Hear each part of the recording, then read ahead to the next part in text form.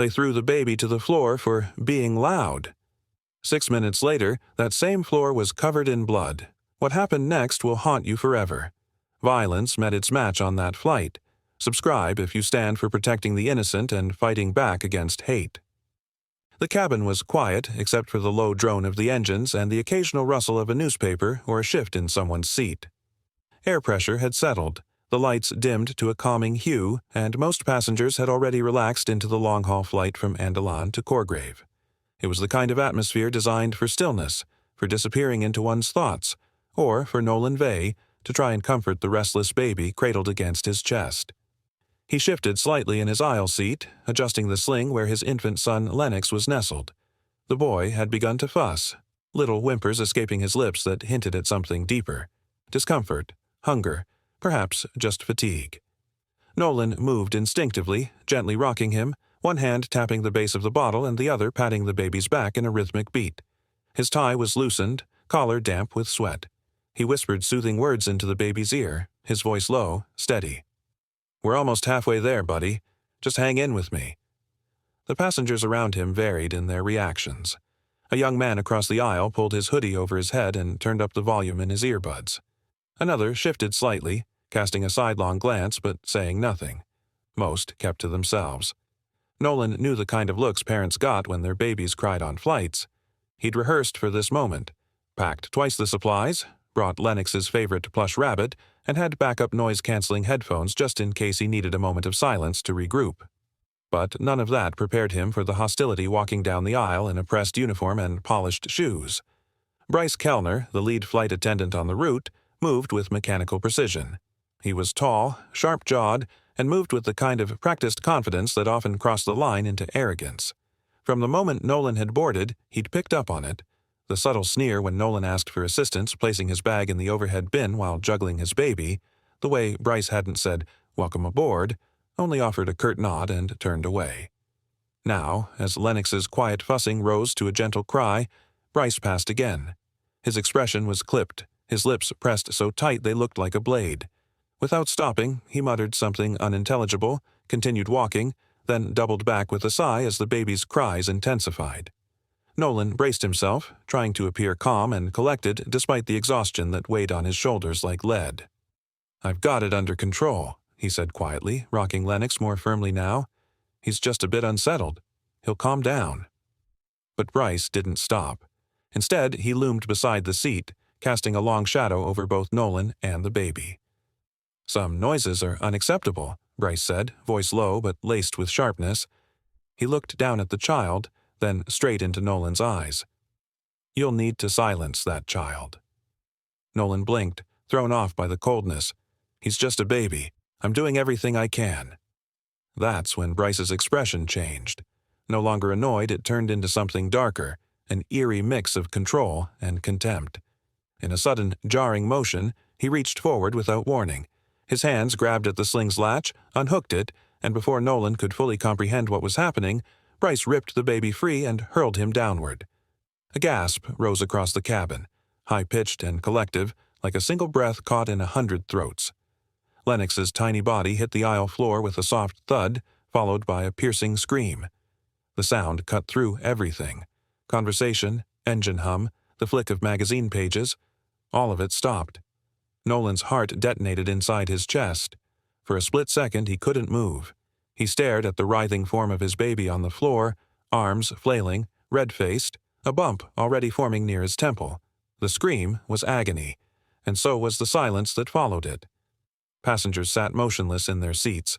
Some turned slowly, unsure if they'd seen what they thought they'd seen. One man reached for his phone. Another whispered something to his seatmate, eyes wide. Nolan snapped into action. He lunged from his seat and dropped to his knees beside Lennox, his hands shaking as he scooped the baby back into his arms. He cradled the crying child tightly, murmuring, "You're okay. I've got you. I've got you. I've got you." But his voice trembled and his legs were weak. Bryce stood above them both, his expression unchanged. "This isn't just a tantrum," he said icily, stepping over the crying infant without looking back. "It's a disruption." Time didn't just slow, it cracked. The world around Nolan Vey narrowed into a tunnel as the muffled cries of his son pierced through the stunned silence of the cabin. His body reacted before his thoughts could catch up. He lunged forward, unbuckling his seatbelt with trembling fingers and dropping to his knees on the narrow carpeted aisle. Lennox lay there, his small body twisted awkwardly, his face scrunched in agony as he wailed. Nolan scooped him up in one motion, cradling him tightly, whispering, "I've got you. I've got you, son." Even as his own voice broke, his hands moved automatically, checking Lennox's limbs, his ribs, the soft rise and fall of his chest. The baby's cry was loud and sharp, horribly reassuring. A reddish swelling was already forming on the side of his temple, angry and raw. Nolan pressed his lips to the bump gently, holding him tighter. His entire body shook, not just from panic but from something colder, deeper, fury. A rising storm of disbelief that left his chest hollow and burning all at once. Passengers around him stirred, startled. A few removed headphones. One woman gasped softly. Another man leaned into the aisle for a better view. But it was the figure walking away, the one who had just hurled an infant like unwanted baggage that consumed Nolan's vision. Bryce Kellner, stone-faced, expression unreadable, retreating down the aisle like nothing had happened. As if this was routine. As if what he had done could be brushed off like turbulence. "You can file a report if you'd like," Bryce called over his shoulder without turning. His tone was dry, dismissive, like a customer service clerk declining a return. "But don't expect sympathy for loud parenting." The words hit harder than expected. Nolan's jaw clenched. He rose slowly from the aisle, Lennox still pressed tightly to his chest. The baby's sobs quieted into hiccups, his small fists curled against Nolan's blazer.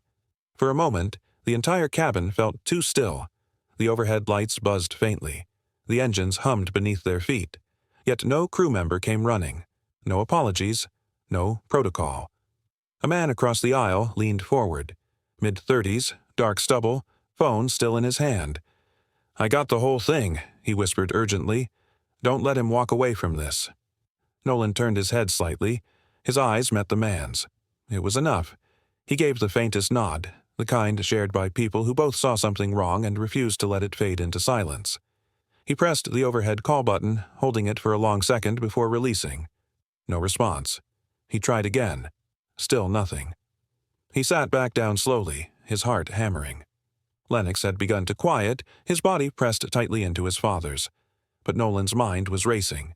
He couldn't shake the image, Bryce's hand yanking the sling, the sharp motion, the impact. He stared at the floor, now bearing a faint wet mark where his son's head had struck. That single trace became unbearable. It was more than an accident. It was cruelty with intent. He could feel it in the coldness of Bryce's voice, the deliberate tone, the disgust. The cockpit door remained shut, indifferent. Captain Jurin Wexley, a veteran pilot known for calm demeanor and firm protocol, had been pinged by the cabin crew regarding unrest among passengers, but the details were vague. He hadn't yet been told that one of his flight attendants had assaulted a child. Meanwhile, in the galley, Bryce leaned against the counter, speaking in a low, calm voice to another male crew member, a younger attendant named Colum. Nolan couldn't hear the words, but he could see the ease in Bryce's posture, the casualness of someone who expected nothing to come of what he'd just done. Lennox stirred again, and Nolan shifted his hold, brushing a knuckle gently down the baby's back. He was calming, but Nolan wasn't. Something inside him had been lit, something that couldn't be extinguished by silence or routine. There was no more room for passivity. Not after this. He looked down at the damp spot again. Just a mark, just a stain, but it felt like a wound across the entire cabin. Nolan's knuckles whitened as he gripped the edge of his armrest. He whispered low, not to his son, but to the air, to himself, to the system that had allowed this man to wear a uniform and hold power. "You think you threw a baby, but what you really did was throw away your career." The call button blinked above Nolan's seat, pulsing with urgency as he pressed it a second time, harder this time. Around him, the cabin's quiet hum persisted, but the atmosphere had changed. What had been passive discomfort had now sharpened into tense silence. Passengers whispered behind cupped hands, eyes darting from Nolan's row to the galley and back again. Lennox whimpered softly in his father's arms, his tiny body trembling from the shock of what had just happened. Nolan's jaw tightened. His heart pounded, not from panic, but from the fire of restrained fury. His baby had been thrown. Not stumbled, not dropped, thrown. A few rows ahead, a figure moved, quick steps down the aisle. A younger flight attendant approached, crouching low beside Nolan's seat. His badge read, Column. His expression was tight with concern, eyes flicking to the red mark on Lennox's forehead and then back to Nolan. "What happened?" Column asked, his voice barely above a whisper. Nolan kept his voice low but firm, every word clipped and precise. "Your colleague assaulted my son. He ripped him from my sling and threw him to the floor." Column's face lost color. His mouth parted, but no words came out at first. Are you serious?" "I don't say things I don't mean," Nolan replied coldly. Column swallowed hard, glancing toward the galley with visible hesitation. "Wait here. Let me speak with—" "I'm not waiting," Nolan cut in. He rose from his seat, cradling Lennox carefully against his chest. His legs were stiff from sitting, but his steps were sure. As he began walking up the aisle, passengers instinctively moved aside. Some gave him nods of silent support. Others just stared, wide-eyed, unsure what to do. A man in business class tried to act like he wasn't filming, holding his phone at chest level. The galley smelled of reheated meals and burnt coffee. Fluorescent lights buzzed softly overhead. Bryce stood near the counter, casually pouring coffee into a silver thermos as if he hadn't just committed the unthinkable. His uniform looked crisp, unbothered, unmarked. He didn't even glance at Nolan as he approached. "I need you to explain yourself," Nolan said, voice calm but lined with steel. Bryce didn't look up. "You'll get an apology form. You can write a nice little essay to the airline," he said casually, as though they were discussing a seat change. Nolan's fingers slid into the inner pocket of his blazer and emerged with a slim, pen-sized device, black, metallic, and unmistakable. A recording tool. He clicked it, the faint light blinking to confirm it was live. "Already writing one," he said, holding it up for Bryce to see. For the first time, Bryce paused mid-motion. His eyes twitched. Not much, just enough to betray the first ripple of uncertainty beneath the surface. Footsteps approached behind Nolan. It was Column, stopping a few feet short, visibly torn. He looked at Bryce, then Nolan, his expression shifting from hesitation to unease. He stood stiffly, clearly weighing the danger of silence against the cost of action. "You assaulted a child," Nolan said clearly, his voice cutting through the sterile air, "and I have it recorded." He took a step closer, letting his words hang in the space between them. Lennox shifted in his arms, still breathing shallowly, his cheek against Nolan's chest. Nolan didn't blink. "And if you think you're walking off this flight untouched, you're wrong."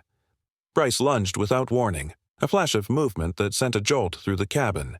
His arm swung out, knocking the small recorder from Nolan's grip. The device spun across the carpeted floor, bumping under a passenger seat and disappearing from sight. Lennox cried out again, his tiny body flinching against Nolan's chest at the sudden burst of violence. Nolan tightened his grip around his son instinctively, heart pounding in his throat. The roar in his ears wasn't just the engines, it was fury. "Stop it. You went too far, Bryce." Column's voice cracked like thunder. He stepped between them, eyes wide with disbelief, his body rigid with tension. Until now, Column had remained on the edges, watching, unsure. But Bryce's unhinged aggression had pushed him past the line of neutrality. His outburst silenced nearby murmurs, drawing startled glances from rows up and down the aisle. Several passengers sat upright, blinking as if waking from a shared trance. One of them shouted, "Call the captain!" But the cockpit door remained closed, sealed tight. Unseen to the cabin, a silent alarm had already been triggered, a subtle signal from Column's handheld device, a rarely used feature reserved for incidents that risked safety. In the quiet that followed, the atmosphere thickened with tension. Bryce's breath heaved. His eyes darted between Column and Nolan, the sheen of sweat breaking along his forehead now more visible under the harsh galley lights. "I'm done," he muttered, voice shaking with restrained anger. He turned to walk away, shoulders tense, but Nolan stepped forward, cutting him off. "You don't get to walk away," Nolan said calmly, though his voice vibrated with a tight fury. Lennox whimpered against his chest, but Nolan didn't flinch. His legs were planted firm. "Not after what you did." The two men stood inches apart. Nolan was taller, but Bryce's authority had always come from the uniform. Now that uniform looked smaller, its stitched wings irrelevant in the face of what the passengers had witnessed. Bryce looked at the baby, at the swelling on his temple, and then looked away. The cabin wasn't watching passively anymore. Heads had turned, phone cameras were raised again, quietly recording. The passengers didn't need an announcement to know something irreversible had happened, and that something worse might be coming. "I said move," Bryce barked, eyes narrowing as he tried to shoulder past. But before he could, a figure stood from row 7. The motion was deliberate, smooth, controlled. A man with broad shoulders, silvering hair, and a deep scar running down his jawline stepped into the aisle. Harwin didn't say anything at first. He adjusted the sleeves of his jacket, then moved forward with a quiet authority that didn't need introduction. His presence alone shifted the gravity of the room. "You want to try that again?" Harwin asked, his voice low and even. His tone wasn't loud, but it carried, like the sound of a door locking from the inside. "Try it on someone your size." Bryce froze, eyes flicking to Harwin. "This isn't your business," he spat. "You people always make yourselves victims." The words hung in the air, heavier than the pressure inside the aircraft. And then everything snapped. Harwin moved like a switchblade. 1 second he was still, the next he had Bryce by the collar, lifting him off his feet and slamming him backward into the galley wall with a sickening crack. The impact echoed through the cabin. A sharp gasp escaped from one of the passengers, but no one screamed. No one intervened. Blood erupted from Bryce's nose on impact, a bright streak running down his face and splattering across the pale vinyl floor. His legs kicked out instinctively, hands scrambling at Harwin's wrist. But Harwin held him there, one arm pinning him like a statue carved from stone. Nolan turned away, shielding Lennox from the sight. He stepped back just enough to keep his son out of reach of anything. Of violence, of the shock that now buzzed through the air like static. Colum stood motionless, breath caught in his throat. Even he didn't move to stop what was happening, because he knew. They all did. Bryce flailed, voice cracking in fear and pain. "Get him off me. I'm crew. I'm in charge here." But Harwin only leaned in closer, his voice now barely above a whisper, though it carried like a blade across stone. "That blood's not for the baby," he said, locking eyes with the man he held pinned. "It's for every voice you tried to silence." Blood splattered across the first-class aisle, a dark red stain rupturing the sterile comfort of polished vinyl. Bryce Kellner, the once arrogant flight attendant, lay twisted near the galley wall, his crisp uniform now torn and streaked with vivid crimson. He groaned, clutching his face, breath ragged. The air inside the cabin had shifted. Gone was the sterile indifference, replaced by a heavy silence weighed down by disbelief, anger, and reckoning. Harwin stood over him, chest rising and falling in controlled heaves, knuckles still pale from the blow. The passengers nearby stared, frozen, not in panic, but in recognition that the moment had cracked something open. Nolan Vey moved slowly, deliberately, lowering Lennox into the reclining bassinet built into the bulkhead. His hands trembled slightly, not from fear, but from the aftershock of watching someone finally intervene on behalf of his son. "He's still breathing," Harwin said without turning, voice low but steady. He wiped his mouth with the back of his hand, his eyes still locked on Bryce's crumpled form. "And now, people believe you." Nolan said nothing for a moment. He reached beneath the nearby seat and retrieved the slender pen-sized recording device that had been knocked from his hand during the scuffle. He glanced down at it. It was still blinking red, still recording, still capturing every second of what had just happened. Colum appeared beside him again, visibly shaken but resolute. He handed Nolan a towel without a word, then leaned in and muttered, "I'll testify. I saw everything. I mean that." The towel was warm from Colum's grip, and Nolan took it mechanically, wiping his hands before gently dabbing Lennox's damp cheek. His son had stopped crying, but his tiny fingers curled tightly, knuckles white, resting against the edge of the bassinet. Around them, several passengers began to stir from their stunned silence. Darren, the man from across the aisle, stood and stepped closer. He held up his phone. "It's all here," he said quietly. "The throw, the slam. The moment Harwin moved, I got the whole thing. No one's covering this up." Nolan looked up at him, jaw clenched. "Thank you," he said, voice hoarse. There was no triumph in his tone, only the weight of confirmation, of having the truth no longer be a private burden. Bryce groaned again, his hand sliding weakly over the floor as if trying to push himself upright. "You'll regret this," he rasped, blood slipping from his nose and staining his teeth. The airline. They'll protect me. Nolan knelt beside the bassinet, steadying Lennox's blanket before turning his eyes toward the wounded man. His stare was cold, unmoving. "You're not the airline," he said evenly. "You're just a uniform that bled the second it got dirty." The silence that followed was not empty.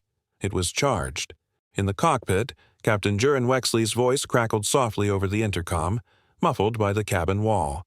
Inside, he had finally been briefed, first by Column's internal alert, then by a second crew member who had been radioed by a concerned passenger. The full scope of the incident, an infant injured, a flight attendant assaulted, or provoking assault, multiple eyewitnesses, and a brewing passenger uprising, was now laid bare in the captain's hands.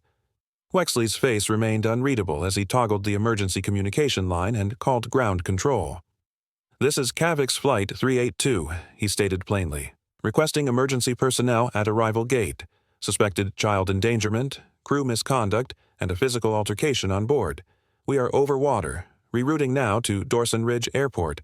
Confirm reception." A static-laced confirmation replied. Wexley sat back, his fingers interlaced as he stared at the flight monitor. His hands tapped once against the console, then stopped. Protocol was clear. There was no turning away from this. Back in the cabin, a subtle shift began. Passengers who once avoided eye contact now glanced at Nolan with quiet solidarity. A man from row 5 whispered, "That's the guy with the baby." Another added, "He stood up." Finally, someone did. Column returned to the galley and began preparing a written crew statement, his fingers shaky but determined. The normal hum of service routines had vanished. There was no beverage cart, no idle chatter. The plane had changed. It was no longer just a vessel in the sky. It had become a floating scene of consequence. Nolan remained kneeling for a long moment, watching Lennox breathe. Each rise and fall of his tiny chest was a reminder of how close he'd come to unimaginable loss. He could still see the arc of Bryce's arm, the sound of the sling unhooking, the awful thud of the baby's body hitting the floor. He could still feel the silence that followed, but now silence no longer ruled the cabin. Slowly, he stood and looked around the aisle. Eyes met his. A nod here. A whispered, "We're with you," there. Bryce, still slumped against the wall, offered no further threats. Just soft moans and the slow realization that the uniform he wore no longer protected him. Justice didn't always arrive with flashing lights or courtroom speeches. Sometimes it came in the form of a recording device, a retired soldier's fist, a whisper of truth that refused to die. And in this airborne courtroom, the verdict had already begun to echo. Nolan took one more glance at the crimson pooling beneath the galley wall. He didn't feel relief yet, just resolve. The kind that settled deep in the bones when a line had finally been crossed and there was no going back. "Justice may be late," Nolan muttered, "but it never misses a landing." The cabin had fallen into a strained silence, but the quiet was deceptive. Beneath it churned a storm of emotion and revelation. As the plane began its slow descent toward Dawson Ridge Airport, the weight of everything that had happened settled like a fog over the passengers. The hum of the engines was now underscored by a current of tension that wouldn't dissipate until the wheels met the ground. Nolan Vey sat motionless, his right hand resting lightly over Lennox's bassinet, shielding his son more from the world than from the cabin's air. His other hand clenched the edge of the tray table, white-knuckled. Lennox slept, his small chest rising and falling in rhythmic innocence, oblivious to the firestorm that his cries had ignited. Nolan's gaze remained fixed, not on any person, but on the middle distance, as if trying to see through layers of bureaucracy and silence to what needed to come next. He wasn't thinking about vengeance. He was thinking about permanence, about how easily moments like this got erased in apologies and polite denials. How many others had sat where he sat, told they were overreacting, misremembering, or simply imagining the weight of an injustice. Nolan's mind sharpened like glass under flame. This wouldn't be one of those moments. Not now, not ever. A few rows back, passengers exchanged hushed whispers, their eyes flitting toward the restrained figure of Bryce Kellner. The flight attendant, once a picture of polished authority, now sat buckled and broken in the jump seat, medical gauze pressed clumsily to his nose. The pristine lines of his uniform were streaked with blood, and his once imposing posture had collapsed into a defeated slouch. The cabin lights reflected dully in his eyes as he stared at the floor, no longer pretending control. The transformation had been fast, but not unearned. Colum, the younger attendant, returned from the cockpit and crouched beside Nolan. His voice was clipped, urgency barely hidden beneath forced calm. "Captain says the authorities will be waiting at the gate. I've already filed a preliminary crew report," he said, glancing down at Lennox. His eyes softened. "He okay?" "He will be," Nolan replied, not looking away. "But this can't stop when the doors open." Colum hesitated. "It won't. I'll testify. I already told the captain what I saw. I'm not staying quiet for that man." He glanced back toward Bryce. "Not anymore." Nolan gave a small nod. "Good. Then let's make sure this sticks." Colum stood slowly, wiping his palms on his slacks before returning down the aisle. Nolan leaned back into his seat, his muscles still wired tight, but his mind already moving faster than the descent. He could feel it, the shifting of roles in the cabin. The passengers had become more than bystanders. They were witnesses now. Jurors, almost. And the trial hadn't even begun. He noticed Darren, the man across the aisle who had recorded the assault, gesturing subtly with his phone. Others were doing the same, quietly uploading footage over Airbeam, passing clips, syncing stories, and nodding in solidarity. Nolan didn't ask for their support. He didn't need to. Their eyes said enough. A chime sounded overhead as the captain made a brief, controlled announcement. "Ladies and gentlemen, we'll be making an unscheduled landing at Dawson Ridge Airport due to a security matter. Please remain seated until we come to a full stop. Authorities will be boarding the aircraft upon arrival." No mention of what had happened, no names, no details, just a sanitized line to protect liability. Nolan clenched his jaw. Even now, the system was trying to smooth over the cracks. Harwin, the ex-military passenger who had intervened, caught Nolan's gaze and gave a subtle nod before settling back in his seat. The nod wasn't celebratory, it wasn't approval, it was a message. That part's done. But Nolan wasn't finished. He looked down at Lennox again and gently adjusted the baby's blanket. The corner had slipped, revealing the faint red swelling at his temple. It wasn't severe. Doctors would likely call it a minor contusion. But to Nolan, it was something deeper. A wound not just to his son's skin, but to the illusion of safety. They were passengers, yes, but they were also people, fathers, children, and if one crew member could forget that so easily, how many others had? This wasn't just about Bryce anymore. This was about the shield around him, the one made of corporate policies, performance reports, and legal jargon, the one that let him hurt a child mid-flight and still believe he'd land with his job intact. That belief had to be broken. Outside the window, the moonlit sprawl of land inched closer. The blinking lights of the airport grew larger, and the soft turbulence of landing preparations stirred a fresh tension in the cabin. Seatbacks clicked upright, trays locked into place. But Nolan remained still. He watched the clouds drift past and thought of all the families who never got to finish their stories, all the parents who got off planes with silent children and no proof, all the apologies that came too late, too empty. A faint hiss sounded as the landing gear deployed beneath them. Lennox stirred, but didn't wake. Nolan whispered softly, "Almost there, little man." He straightened his back, squared his shoulders, and let his hand rest over the bassinet again. The cold air of a consequence was beginning to creep in through the cracks. Nolan welcomed it. "They threw my son to the floor like he didn't matter. I'll make sure the world remembers exactly where he landed." The wheels screeched sharply as the aircraft landed, jarring Nolan slightly in his seat. The sudden shift in momentum pressed him back against the cushion, but his arm instinctively braced Lennox's bassinet. The infant stirred but didn't cry. Exhaustion had finally settled into his tiny frame. Nolan's eyes remained fixed ahead, lips drawn tight. His mind raced, not with fear, but with controlled urgency. Every second now mattered.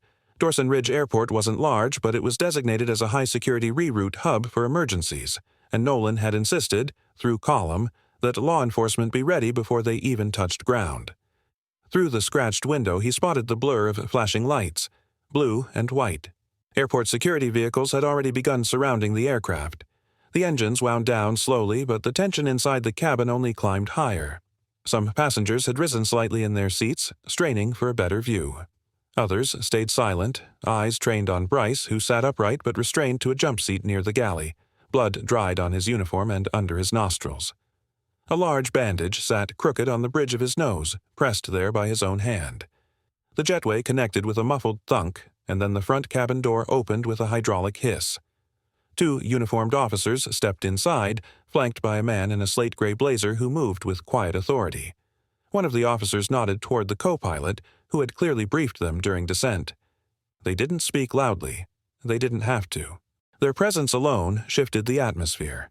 Passengers sat straighter, a few even lowered their phones out of respect or suspense. Officer Brannick, the taller of the two, stepped toward Bryce first. The man's chest puffed out as he raised a trembling hand toward his nose. "I was assaulted," Bryce began, voice hoarse but theatrical. "That man hit me. I was doing my job, and he—" "Sir," Brannick interrupted, his tone firm but calm. "We've reviewed the footage shared by passengers. You'll need to remain seated and cooperate fully. You are not the victim here." Bryce's expression changed instantly, like a mask being torn off. The bravado drained from his face, replaced by confusion and disbelief. "Wait, what do you mean reviewed? I haven't even—" The second officer, a shorter, broad-shouldered man named Rhines, stepped behind him to ensure he didn't move. Brannick ignored the continued muttering and turned his attention to the forward cabin. "Mr. Nolan Vey," he called, scanning the seats.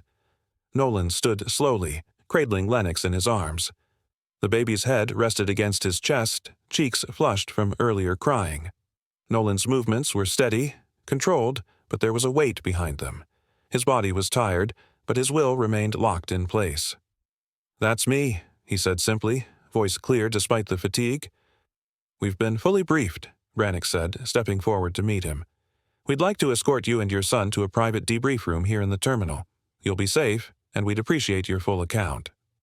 Nolan gave a single nod, eyes never leaving the officers. "Let's go." The moment he stepped into the aisle, something unexpected happened. A ripple of soft applause spread through the cabin. It wasn't loud, nor did it come from everyone, but it was enough. Enough to fill the silence that had choked them all earlier. It wasn't applause for violence, it was for courage, for standing up, for not backing down when the easy choice would have been to stay seated, to keep quiet, to pretend a crying baby was the biggest disruption of the day. A man from row 5 whispered, "Thank you," as Nolan passed. Another passenger offered a nod, no words needed. Darren, the one who had recorded the incident, gave a reassuring look and raised his phone slightly, reminding Nolan that the proof was secure. Nolan adjusted Lennox slightly as he walked toward the front, every step forward feeling like an echo to the moment Bryce had thrown his son backward. His legs ached, not from the flight but from the restraint, from all the moments he wanted to act earlier but held back for the sake of staying composed. Now, with Lennox clinging softly to his shirt, he let the support settle in like armor. Just before stepping past the galley, Nolan turned his head slightly. Bryce was slumped, shoulders slack, face streaked with dried blood and something less visible. Shame. Or perhaps just shock that someone had challenged him and won. The man didn't speak this time. He merely stared at the cabin floor, unmoving. Nolan studied him for one last second. Not out of hatred, out of clarity. Sometimes, Nolan thought, steadying his son with both arms as they passed through the open door into the tunnel of waiting justice, the cabin isn't the only thing that needs pressurizing. They threw a baby to silence him, but justice was coming fast. If you believe no child should ever face such cruelty, hit subscribe now. This story demands to be heard. Inside the secure glass-walled office of Dawson Ridge Airport's Incident Response Center, the mood was heavy with urgency and quiet tension. The door clicked shut behind Nolan Vey as he stepped inside, carrying Lennox cradled gently against his chest. The infant, now calm but drowsy, sucked lazily on a bottle while his tiny hand gripped the collar of Nolan's blazer. His wide eyes blinked slowly, unaware of the storm still raging around him. The room itself was stark and clinical. White walls, gray carpet, a rectangular table surrounded by functional chairs, and a bank of monitors along one side that displayed muted security feeds from various terminals. 4 men occupied the space, 2 airport security officers in Navy uniforms with gold epaulettes, a legal advisor from airport compliance named Devin Marich, and a Federal Air Transport liaison with a steel briefcase at his feet and a thin laptop already open. Nolan lowered himself into the seat offered to him and adjusted Lennox gently, making sure the baby's head rested comfortably. One of the officers slid a small recorder across the table. "Whenever you're ready, Mr. Vey," said Officer Ryland Drew, a tall man with gray at his temples and a notepad balanced on one knee. His voice was calm but firm, shaped by years of crisis interviews. Nolan didn't hesitate. He began from the exact moment Lennox's cries escalated mid-flight, through the confrontation with Bryce, the horrifying moment the baby was thrown, and everything that followed: the failed call button, the confrontation in the galley, the recorder, and the physical assault. He spoke with measured control, but his knuckles were white where they gripped Lennox's blanket. Every word landed like a strike on the table. "I didn't raise my voice. I didn't provoke him. I asked for help," Nolan said, his voice steady but hard. "And he threw my son to the floor like a sack of noise. That wasn't an accident. That was a choice." Darren's footage had already been uploaded to the terminal system. One officer tapped the spacebar on his keyboard, playing a clip of the exact moment Bryce snatched the sling. The dull thud of Lennox hitting the floor echoed faintly in the room, and everyone flinched, even those who had already seen it. There was no ambiguity, no room for interpretation. A second video showed Harwin stepping forward, voice calm but commanding. Another, captured from the middle of the cabin, showed Bryce flinching as Harwin struck and blood spattering across the wall. Officer Drew leaned back and slowly exhaled through his nose. "This isn't the first complaint we've seen from that attendant," he said quietly, not looking up from his notes. Nolan blinked. "What?" Devon, the legal advisor, glanced toward him and nodded grimly. "There have been past concerns. Informal reports, mostly verbal. One written complaint 6 months ago, but no supporting evidence. Until now." Nolan's gaze dropped to Lennox, now dozing peacefully, unaware of the history he had just shattered open. "So, what happens now?" Nolan asked, his voice low, like a man standing at the edge of something much larger than he expected. The federal liaison, whose nameplate read Callan Reth, finally spoke for the first time, folding his hands in front of him. "He'll be detained. The charge will be assault on a minor in a confined federal airspace. That's a serious offense. The airline will likely try to settle behind the scenes, minimize the damage, blame it on miscommunication or crew fatigue. They'll want this to disappear quickly." Nolan's jaw flexed as he stared at the screen showing Bryce's smug expression before the violence. He saw the contempt in that frozen frame, and something inside him hardened. "Then I'll go louder," he said simply. At that exact moment, an alert pinged on one of the monitors behind them. One of the security staff stepped closer and clicked it open. A social media post, tagged from inside the terminal, filled the screen. The image showed Nolan holding Lennox on the plane, eyes blazing, while passengers behind him looked on. The caption, in bold white letters across the image, read, "Flight attendant attacks infant. Passenger fights back." Within seconds, the screen flooded with notifications. Likes, shares, comments, thousands of them, some expressing outrage, others disbelief. But the momentum was unmistakable. The officers exchanged glances. Even Callan Reth leaned forward slightly, visibly surprised. "They've already gone public," Devon murmured, his fingers flying across the keyboard to check engagement metrics. "This post is climbing fast. News outlets are picking it up." Nolan leaned back in his chair and exhaled slowly. He looked down at Lennox, brushing a finger against the child's soft cheek. The baby stirred, sighed, and continued sleeping. He looked up again, face unreadable, voice steady. Let them try to silence it now.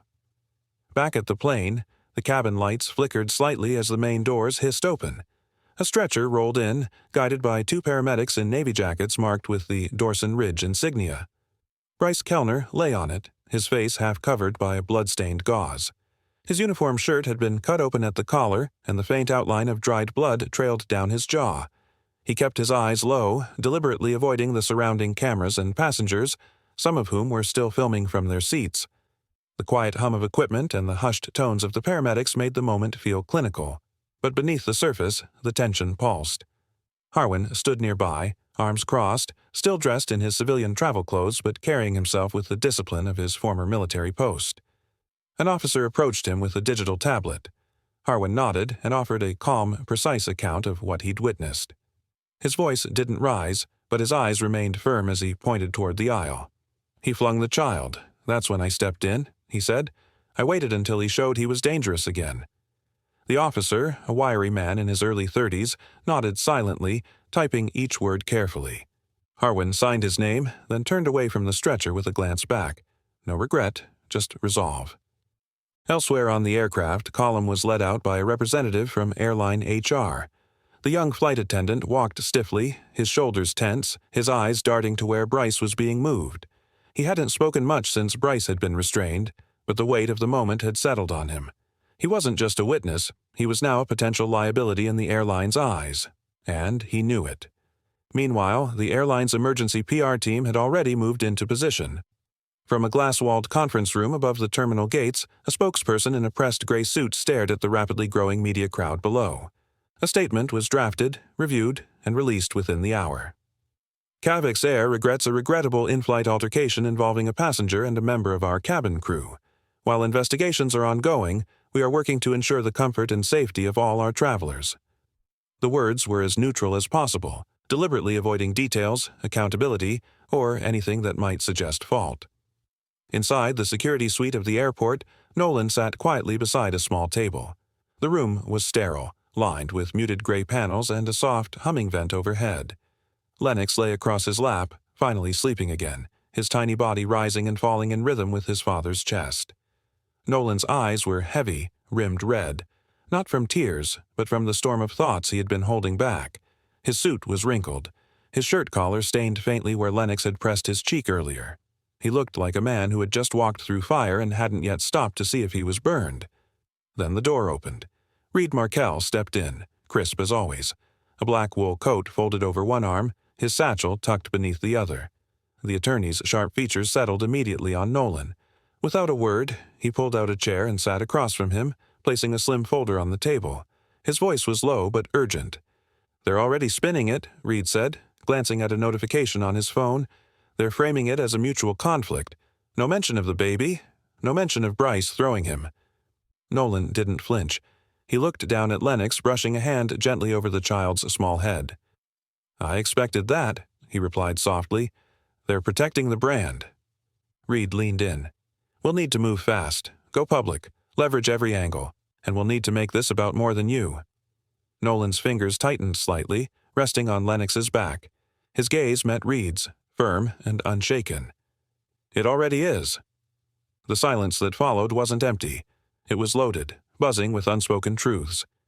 Reed opened the folder slowly, revealing printed screenshots from passenger footage already circulating online. Some had blurred Lennox's face, others hadn't. A few were clipped seconds before the scream, but they all showed the same thing: Bryce reaching forward, the sling being unhooked, the moment of impact. "They're trying to flood the news cycle with their version," Reed said, "but it's leaking faster than they can plug it." Nolan looked up again, eyes clearer now. "Good. Let them try." At that moment, Lennox stirred, a soft sound escaping his lips as he shifted in his sleep. Nolan kissed the boy's forehead gently, holding him closer. "You're going to grow up in a world that knows your name started a fire," he whispered, voice just above the hum of the air vent. "And that fire will burn until the floors are scrubbed clean." News of the flight incident exploded across every news platform far quicker than Cavix Air anticipated. Within minutes, videos uploaded by passengers flooded social media timelines, each clip capturing the stark reality of what had unfolded on that plane. One showed Bryce Kellner's cold hand reaching out, violently grabbing the baby from Nolan's sling. Another captured the exact instant when Harwin, a calm but determined figure, stepped in to protect the innocent child, slamming Bryce against the galley wall and drawing blood. The visceral imagery was impossible to ignore, sparking a wave of public outrage that surged with an unstoppable momentum. Nolan Vay's name surged to the top of national trending lists. Headlines screamed, "Father stands up after baby assaulted in flight," "Courage in the skies," "One man's fight against injustice," and "Silent no more, a baby's cry ignites a movement." The relentless media storm was centered at the small makeshift press area near Dawson Ridge's security wing. There, Nolan stood alongside Reed Markell, his attorney, who was calm and composed but alert to every question thrown their way. "This is not about rage," Nolan began, his voice steady and resolute. His dark eyes scanned the crowded room filled with flashing cameras and scribbling reporters. "It's about response. My son was treated like noise, like a problem. But my son is not a problem. The problem is the silence that usually follows moments like this. Each word carried weight, a testament to the pain and determination he felt inside. The atmosphere thickened with tension as reporters leaned in, hungry for more. Reed followed up with precise legal context, his tone measured but firm. "Criminal charges are pending against Mr. Kellner for assault on a minor," he announced, making sure to emphasize the gravity of the situation. "Formal complaints have been filed against Cavix Air concerning their handling of previous passenger abuse reports. We are also demanding a full regulatory review of their training and oversight procedures." His gaze was sharp, unyielding, signaling to everyone present that this fight was far from over. Across the room, murmurs rose as representatives from Bryce's union issued a defensive statement. "We regret the incident but must emphasize that Mr. Kellner suffered undue physical harm from a passenger," the statement read, attempting to shift sympathy away from Nolan and his son.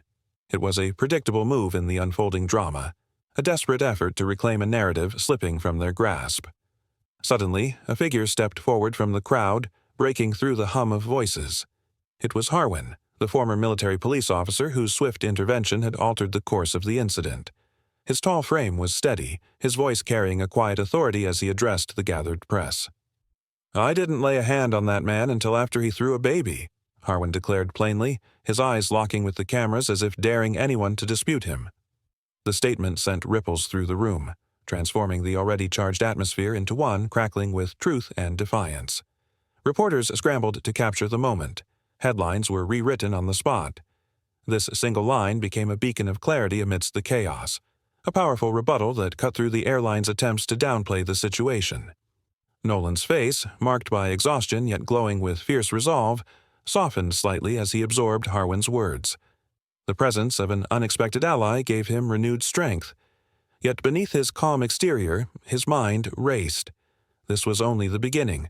The battle ahead would be long, with resistance lurking behind every corner, corporate denials, public skepticism, legal hurdles. He could already sense the tightening grip of forces determined to silence this truth. But Nolan was no stranger to such pressure. He thought of his son's fragile body, the way Lennox had clenched tiny fists against his chest. That vulnerability was now his unyielding armor. He straightened his shoulders and looked out at the sea of cameras and microphones, voice rising with certainty and defiance. "If they wanted silence," Nolan said, his words cutting through the noise with unshakable clarity, "they boarded the wrong flight." Within 48 hours of the flight's emergency landing, Cavix Air was in crisis. The Federal Transportation Board launched a full investigation after multiple agencies received digital copies of the in-flight recordings. Footage from passengers had circulated widely across social platforms, and the story was now more than a viral outrage. It was a legal firestorm. The video of Bryce Kellner flinging a baby onto the floor, followed by the bloody aftermath in the galley, had played on every major news channel, each with its own panel of experts dissecting the airline's failure. The image of Nolan Vey standing protectively over his son had become the face of a movement. Inside a modest hotel room provided by airport security services, Nolan stood beside the window, one hand resting on the glass, the other holding his phone. The room was quiet, except for the faint sound of news commentary leaking from the TV across the room. Lennox was asleep nearby in a travel crib, wrapped in a soft blue blanket. His tiny chest rose and fell rhythmically, but Nolan watched every twitch, every stir. His eyes had grown trained to it. A sudden bang echoed from the hallway, a door slamming shut a few rooms down. Lennox jolted upright, startled, and let out a cry. Nolan rushed to the crib, lifting his son gently. "It's okay," he whispered, rocking him back and forth. "You're safe. I've got you." His voice cracked slightly, not from the volume, but from the weight. Lennox's cry softened, but his body remained tense, fists clenched against his father's chest. "He jolts every time a door shuts too hard," Nolan said quietly. From the far side of the room, Reed Markell, Nolan's attorney, sat at a small table, reviewing papers with his reading glasses perched low on his nose. He looked up, then removed the glasses and set them aside. "He's too young to remember this," Reed said, standing and walking toward them. "But his body already does." Nolan didn't answer immediately. He continued rocking his son, eyes fixed on the floor as if trying to balance the present with the fury simmering inside him. After a moment, he asked, "What have we heard from the board?" Reed exhaled. "They've launched a full review of Cavix Air's disciplinary records, and, this just broke, An anonymous whistleblower leaked documents to the ledger. Bryce Kellner had 4 prior complaints, all aggressive conduct, all buried. Nolan's jaw clenched. And they kept him in the air? Crew shortages, Reed said bitterly, and politics. They needed warm bodies and uniforms more than they cared about accountability. But now, it's all coming out. Nolan stepped away from the window and placed Lennox gently back into the crib. The baby shifted, sighed, and settled again. For a moment, silence held between the two men, heavy and raw. Reed walked to the table, opened his laptop, and turned it toward Nolan. We've secured a spot on In-Depth Nation. Primetime slot. Tomorrow night. Nolan didn't react right away. He moved slowly to a nearby chair and sat down. His fingers tapped against his knee. Do I need to rehearse something? He asked finally. Not exactly. They'll guide the questions, but you need to be ready to go beyond your story. You're not just speaking for your son. Reed's voice was steady, but the weight of his next words was deliberate. You're speaking for the ones whose cries weren't caught on camera. Nolan looked up. The room was dimly lit, the soft hum of city noise filtering through the window. Outside, the skyline of Dorson Ridge flickered with evening lights. Tall buildings shimmered against the deepening blue, the world going on as usual. But nothing felt usual anymore. He stood, stepped toward the window again, and stared into the darkening sky. The ones who never got their moment of proof, he murmured. The ones who were made to feel invisible. Reed didn't answer. He knew Nolan wasn't asking a question. For several minutes, neither man spoke. The quiet was thick with shared understanding, one born not of legal strategies or headlines, but of knowing the line had been crossed long ago, long before Lennox hit the floor. A chime sounded on Reed's phone. He picked it up and read aloud. The Ledger just published. Headline reads, Airline ignored 4 complaints. Infant assault was 5th. It's gaining traction fast. Nolan didn't move. His eyes were still fixed on the horizon, his voice calm. Then we go all the way. No deals, no distractions, not until they admit the system is broken. He turned from the window slowly, each movement filled with controlled focus. They trained him, protected him, and left passengers like my son unprotected. That's their legacy. Reed nodded. And now it's time to write a new one. Outside, the city lights blinked on one by one. Inside, the air felt sharper, as if the truth, long held back, was finally catching wind. Nolan moved back toward Lennox and rested a hand gently on the baby's back. Then I'll make sure they're heard. The interview aired 3 days later.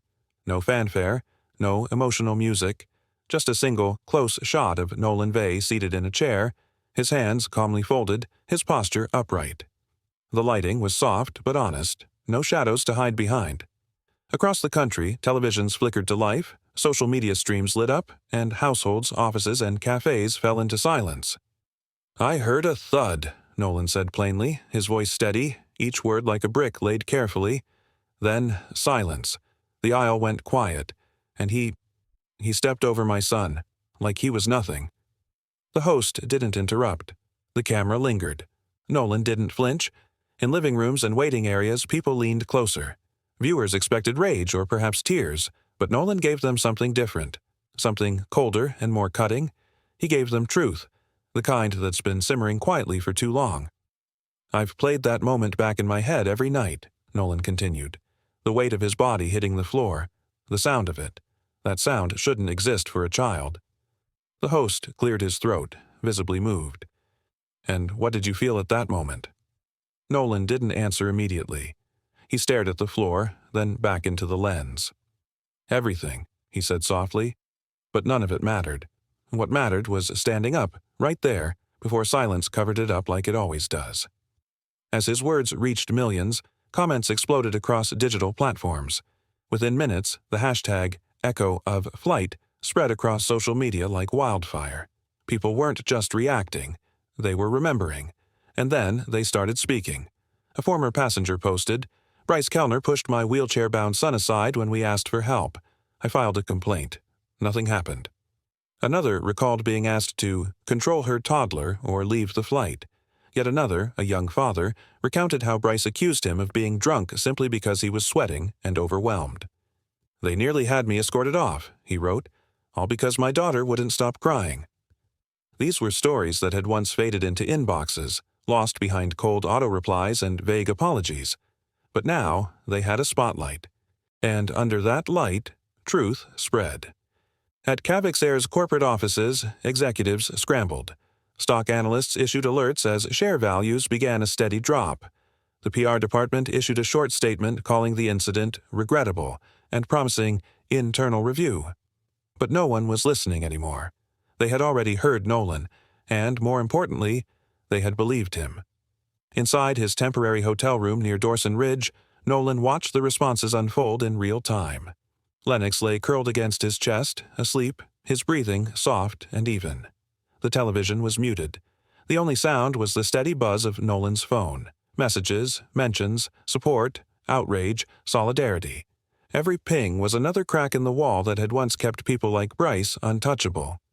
Reed, Nolan's attorney, entered the room quietly, holding a tablet in one hand and a folder in the other. "It's happening," he said, his voice hushed, as though afraid to break the moment. Nolan looked up. "How bad is it for them?" "Worse than they thought it could be," Reed replied, scrolling through the flood of new allegations being sent to the advocacy teams. "This was never isolated. Bryce was a symptom. The disease is deeper." Nolan shifted Lennox slightly to keep him comfortable. "They'll deny it. They'll say it's all just angry passengers exaggerating." Reed nodded. "They might, but you started something they can't control. That interview, it wasn't loud, but it was real, and people trust real." The footage of Nolan's calm demeanor, his haunting recount of the moment his baby hit the floor, continued to loop online. News outlets began picking it up. A late-night host opened his segment with a quiet monologue. "There's a difference between crying and being silenced. One is human. The other is inhumane." Meanwhile, old flight logs surfaced. One showed that Bryce had indeed filed a disciplinary passenger report on a man who'd been traveling with a crying toddler, flagging him for erratic behavior and suspected alcohol use. The man, now emboldened by the coverage, spoke up. "I was never intoxicated. I was scared. My kid had a fever. They grounded us and banned me for 6 months." A reporter from a major outlet traced another record. A teenage boy with a mobility issue who was denied boarding after an attendant conflict. The name on the incident? Bryce Kellner. His face began surfacing in articles, side by side with the words abuse, misconduct, and system failure. Nolan scrolled through each one slowly. His eyes didn't blink much. He wasn't looking for satisfaction. He was looking for confirmation, for the pattern to finally be seen, for the sound of his son's cry to echo in every boardroom and policy meeting that once considered such complaints a nuisance. The door clicked as Reed stepped out to take a call. Nolan remained alone in the quiet room, except for the steady breath of the child on his chest. He looked down at Lennox, gently smoothing his blanket. "You don't know it yet," he whispered, "but your voice is louder than any storm." A new headline flashed across his phone. "Father's Story Ignites National Airline Review." Nolan didn't smile, but he did nod once. "This isn't just justice," he whispered. "It's reckoning." The announcement came on a quiet Tuesday morning, almost buried beneath a stack of half-hearted media releases. Cavixair had issued a brief statement. "Bryce Kellner has been terminated permanently. The airline maintains its commitment to safety and professionalism." No apology, no mention of Nolan or Lennox, just a name, erased. Nolan sat at a corner table inside Reed Markell's modest legal office in central Dawson Ridge, the paper still warm from the printer. He read the words twice, then set the page down beside his cooling coffee. His face remained unreadable. Lennox sat on his lap, nibbling the corner of a rubber elephant toy. Reed leaned forward, folding his hands. "It's done. He's out." "It's not done," Nolan replied, his voice calm but cold. "They fired him because they had no other option. That's not justice. That's cleanup." Reed exhaled slowly. "The settlement's ready. It's significant. More than enough to cover everything. Future security, education for Lennox, damages, and then some." Nolan didn't look at the figures. He had already made up his mind.